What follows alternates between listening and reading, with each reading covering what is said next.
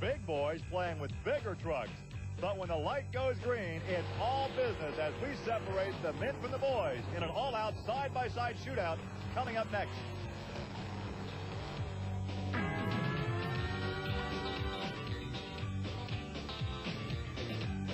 This is Trucks and Tractor Power, featuring the All-Stars, the Monster Truck Thunder Nationals. Welcome to Trucks and Tractor Power on the Nashville Network. Today we're at the Canfield Fairgrounds near Youngstown, Ohio for the second annual Monster Truck Thunder Nationals. Hi, everybody. I'm Gary Lee alongside Army Armstrong. And, Gary, this may be the best-kept secret in motorsports. These fine people in Northeast Ohio at this beautiful facility have an opportunity to see some of the best custom cars in the country with a tremendous broad run. They have a big off-road jamboree up here. But today, they're going to get to see some side-by-side Southern-style monster truck racing. We're going to kick up some dust in Canfield, Ohio when we come back. Stay with us.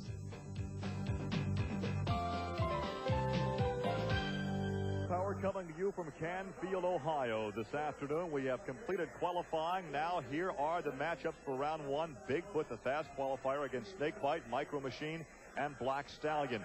Then it's the third fast qualifier, Carolina Crusher and Clydesdale. Nightmare will match up against Bad Medicine. And also in round one, No Problem against King Krunch. And Taurus will line up against Nightlife. And there is Andy Brass, Bigfoot 8 out of St. Louis, Missouri. And he, as the fast qualifier, will take on his old nemesis out of Colorado. There is Colt Cobra in Snakebite. Gary, everybody that knows the story knows that the only reason Colt Cobra became involved in monster truck racing was to beat Bigfoot. In order to beat Bigfoot, you got to qualify hard. This is a qualifying shot earlier this afternoon. Check it out. He's headed right for the TV compound. Watch the people scatter over there. I don't know what it is. We must have a magnet over in that television compound. We attract these monster trucks. Called a monster magnet. Here, have to be. You hold it. I'm going to the other end. A problem with Andy Brass, and Snakebite will advance to round two. Boy, Snakebite will advance, but look at Andy Brass. You don't see that very often. Colt Cobra has got to be tickled to death. He's been bragging about beating that blue truck forever.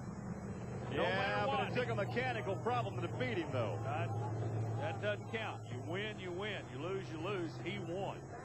And there is the hex of Snakebite. As Bigfoot towed away, here's Andy Brass. Well, Andy, I know you're not a superstitious driver. This guy said he put a hex on you. You didn't make it over the first jump. What happened? Well, the best thing we can figure out is we lost oil pressure, so I figured my pump locked up, and we sheared the distributor off because we don't have any fire in the motor at all. So that's the best thing I can figure right now. Ready for round one competition. The next pairing, John Breen, the Micro Machine. And here is the Black Stallion with Mike Vaters. Mike's a new kid on the block in the sport. John Breen probably been around. He and Methuselah used to go four-wheeling together years ago, but Breen's been around a long time. Let's see what this kid can do. Hey, look at here. The kid in the Black Stallion's okay because Breen has a problem. Now, once again, we have seen two drivers advance because of mechanical woes to the other competition. And both problems have come out of the same lane. One, yeah. The right lane.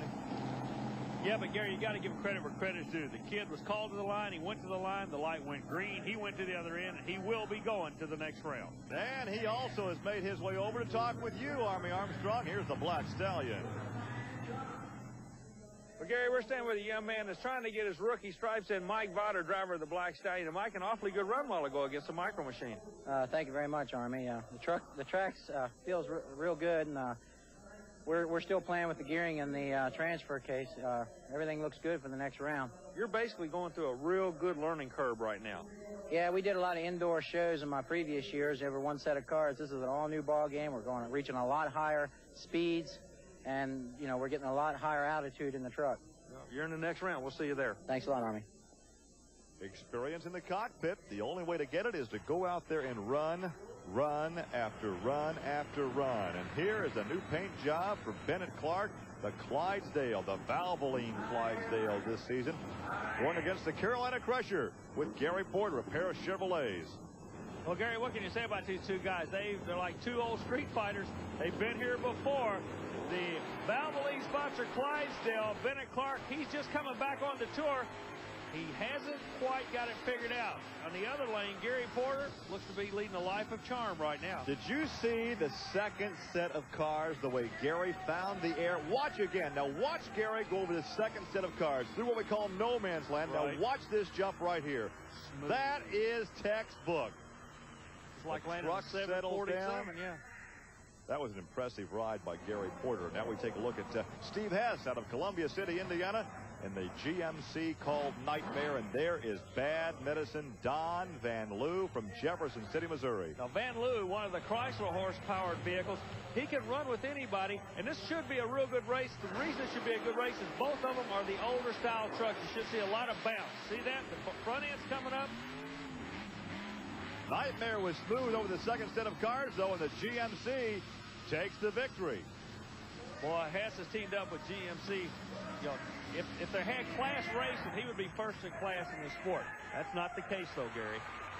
The fans show their appreciation here in Canfield, Ohio, up near Youngstown, as we take a look again in the right side lane. Here comes your GMC. Hess will take the victory.